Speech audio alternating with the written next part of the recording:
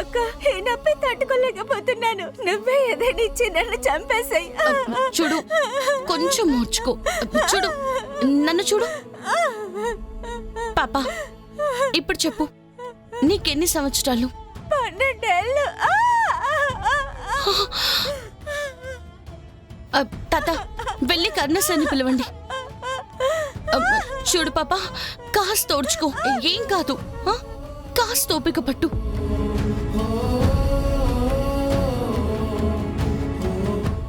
నెట్వర్కే దొరకట్లేదు. పాపం ఎంత కంగారు పడుతున్నారో. కాంపౌండర్ గారు, డాక్టర్ అమ్మ మిమ్మల్ని రమ్మంటున్నారు.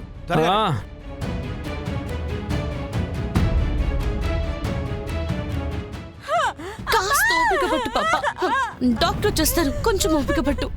నా వల్ల కాదక్క.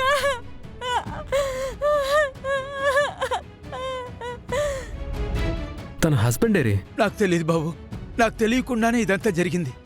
నా బిడ్డని ఎలాగైనా కాపాడండి బాబు. సార్, తనకింకా 12 ఏళ్ళే అంట. చాలా క్రిటికల్ అనిపిస్తుంది.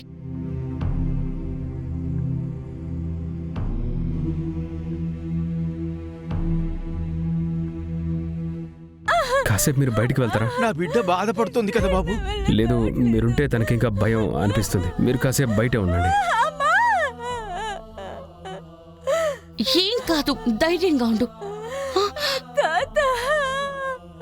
ప్లీజ్. నువ్వే డెలివరీ చేయాలి.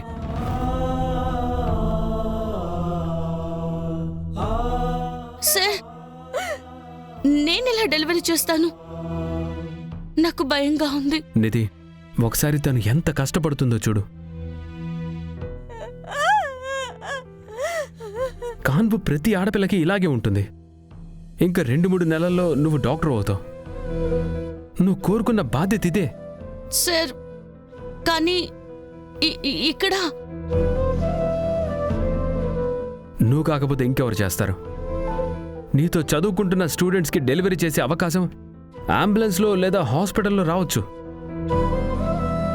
కానీ నీకు ఈ దీపం వెలుగులో ఒక గుడిసెలో పుణ్యం చేసుకునే అవకాశం వచ్చింది.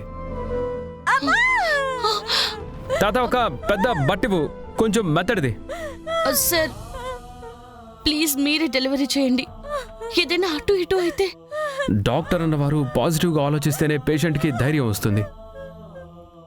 ఎలా చేయాలని కష్టం గురించి ఆలోచించొద్దు. అమ్మ కడుపు నుంచి బయటికి రావాలని ఎదురు చూస్తున్న ఆ బిడ్డ గురించి ఆలోచించు.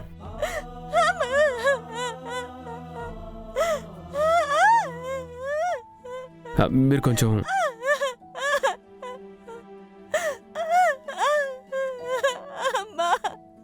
చూడు, చదువుకున్నది నేర్చుకున్నది డిగ్రీ కోసం మాత్రమే.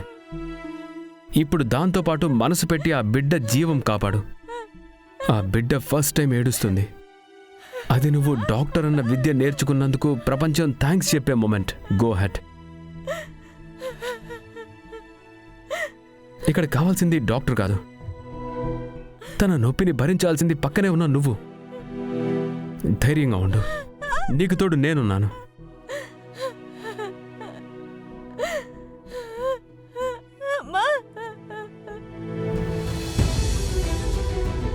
నేను ఆడుకుని వస్తుంటే అడ్డదారి నుండి ఇంకా నేను సీదా రోడ్డుకి రాబోతుంటే అప్పుడే కర్ణా సార్ బైకు రయ్యమని వెళ్ళిపోయింది.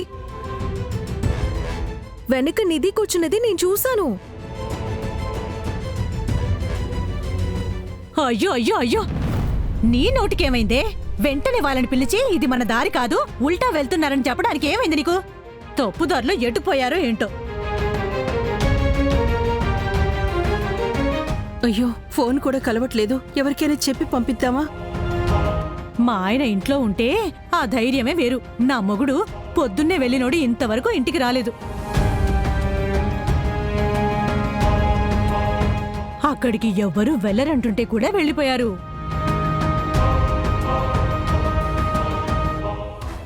ఎందుకు? అది అక్కడ అడవి దొంగల గుంపుంటుంది. మనుషుల్ని ఆపి ప్రాణాలు తీస్తారని అనుకుంటుంటారు.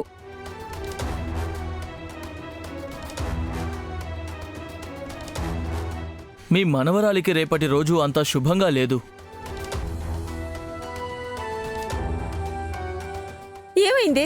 మాలతి, శాంతి కూర్చో కూర్చో. శాంతి ఏం కళ్ళు కాదమ్మా. తెరువు. అమ్మా ఎందుకమ్మా వృషాలి దీని ముందు చెప్పావు? త్వరగా వెళ్ళి మంచినీళ్ళు తీసుకురా. శాంతి ఏమైంది నీకు? భయపడొద్దు. కళ్ళు తెరువు శాంతి. నిత్య, నువ్వు గాబరా పడితే ఎవరికి కాళ్ళు చేతులు ఆడవు. దయచేసి బడపడకమ్మా. దేవుడున్నాడు, ఏమీ కాదు. నువ్వు గాబర పడకమ్మా. త్వరగా తీసుకురామా. మేకచెడ మాట్లాడవే.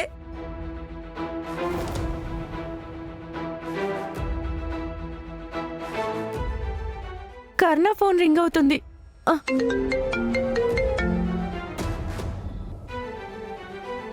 అన్నయ్య ఫోన్ నా దగ్గరే ఉంది.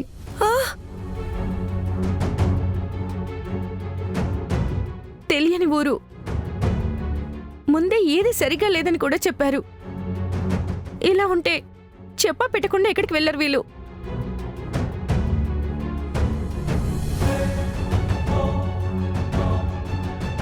శాంతి, శాంతి ఏమైంది?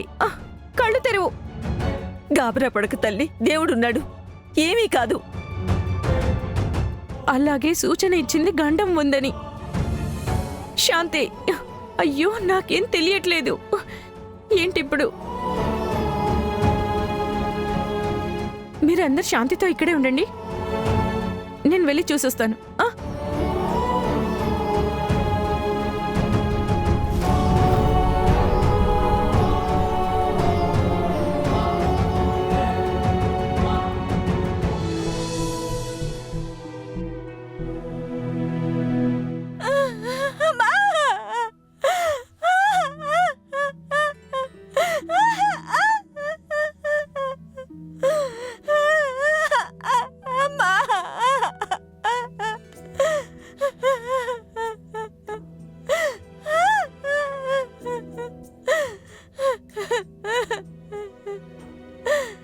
చూడు, నీకేం కాదు, సరిగ్గా విను.